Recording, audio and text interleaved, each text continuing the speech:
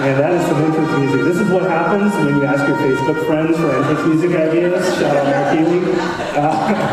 I apologize in advance for the pace of this presentation. I only have 10 minutes. I have a lot of slides, and I am very nervous. So, my name is Dan Curler. I teach in the mathematics department. I'm here today to talk to you about equity and social justice. I want to start with an example. Equity and social justice. The example I want to do is,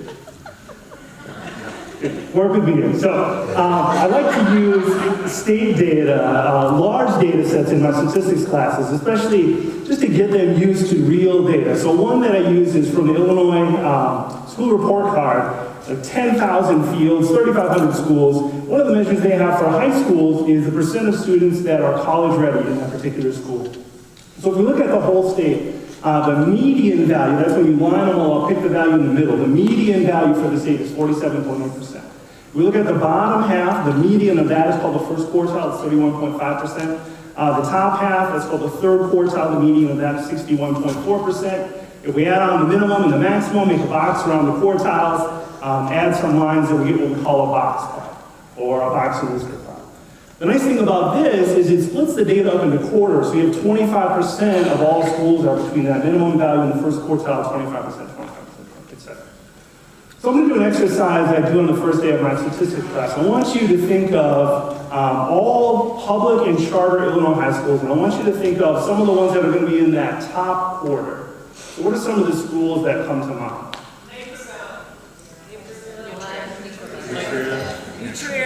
All right, so I have a lot of those. I don't have all of them because I had to turn this in 2 weeks ago. But these are some of the 5 that I picked out. You picked out, I heard Naperville and New Trier, so these won't be a surprise. What if we do this though? What if we add another axis? We add a horizontal axis, which is the percent of students who qualify as low income in that school. So these 5 schools, if we adjust them with that horizontal axis, look something like this. Now, you might be a little suspicious and think that I just picked these 5 schools because it illustrates a certain point. So here's the rest of the state.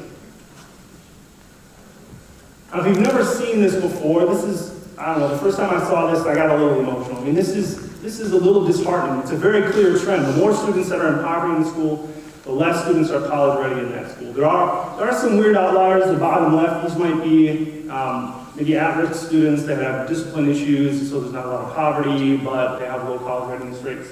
And then before you get excited about these schools up at the top, these are also elective enrollment high schools in Chicago, so you have a minimum GPA before you can get into those schools. But there is a clear trend. More students in poverty means less students are college ready. And so this is us. This is District 509. And so we have a wide range of students coming in here, various rates of college readiness. And that is why we need to have a discussion of equity and social justice here at ECC. We are a social justice institution. See, equality is not equity. Equality is when we treat everyone the same. We get everyone equal resources. Equity is when we give students the appropriate resources for them to succeed. And again, that's us. We are an institution that focus should be equity and social justice.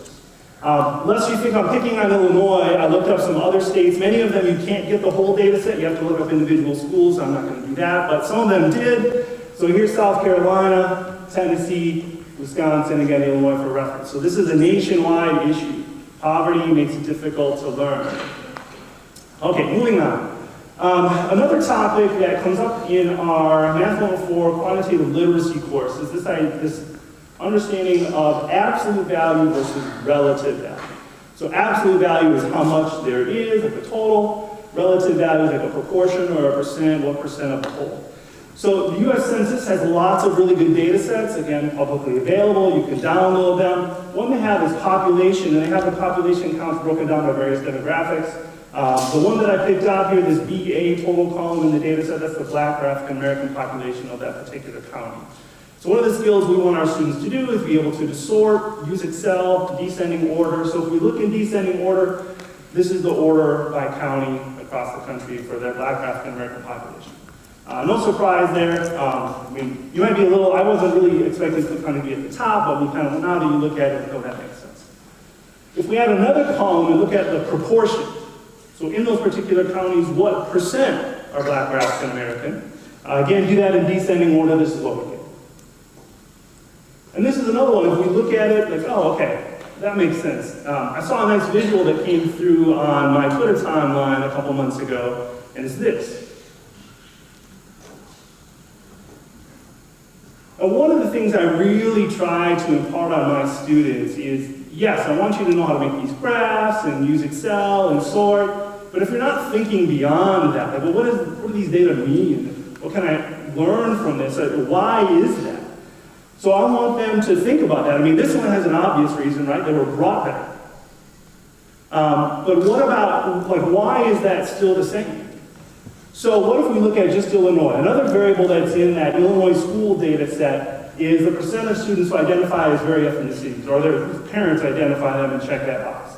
So we can make what we call a histogram. Looks kind of like a bar graph. A histogram here, these boxes represent the number of schools. So that first box means there are 2,551 schools that are between 0 and 10% black. And then 322 between 10 and 20%, etc. There's this weird box over on the right. It's a little odd. It kind of pops out. 272 schools have more than 90% of their student population is black. And so again, the question I want to ask, and that I asked in my class, like, well, what does this graph tell you? What does this mean?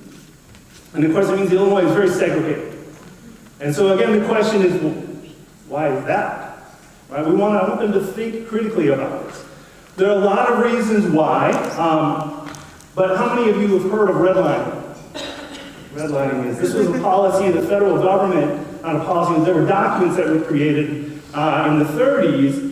They were basically the Federal Housing Authority trying to classify certain neighborhoods or whether that neighborhood could qualify for an FHA loan. Houses that were buying there could qualify for an FHA loan. So one of the keys is a single black household in an area could make the whole neighborhood risky. It wouldn't be in the A or B category, so you couldn't get an FHA loan.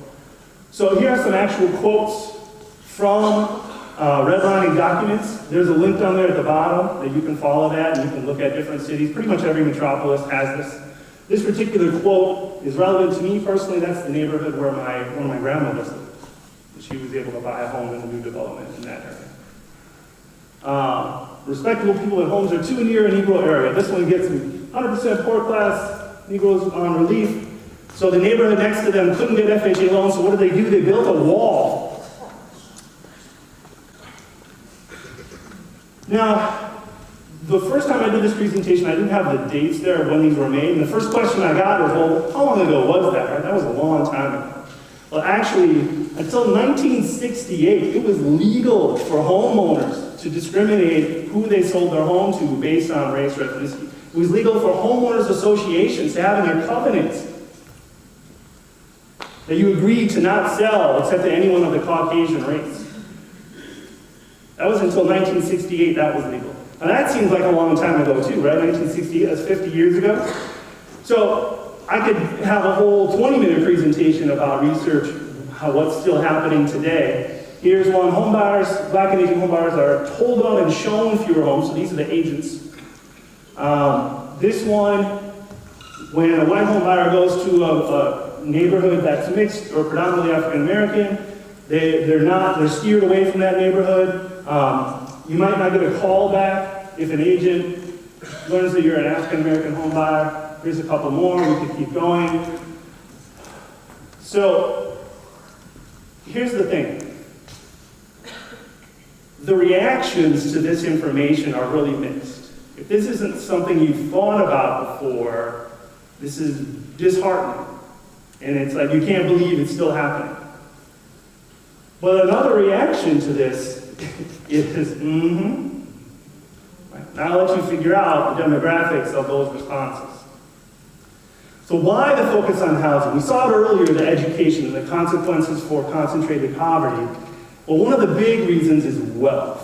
Wealth is the difference between our net assets and our net debts and obligations. And for many families, that wealth is concentrated in our homes, the equity in our homes. And so if we're not allowed to buy a home, or if we're steered away from certain loans, that affects our family's wealth and the wealth that we can pass on. So according to the Federal Reserve, in 2016, the median net worth for white families was $171,000. The median net worth for Black families was 10% of that, $17,600.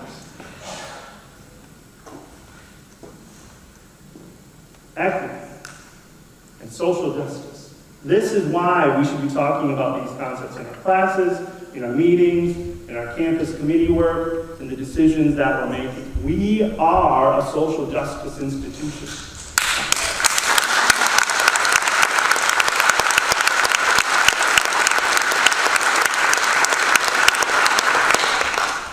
It's like the coolest thing ever. Never had anybody clap during this.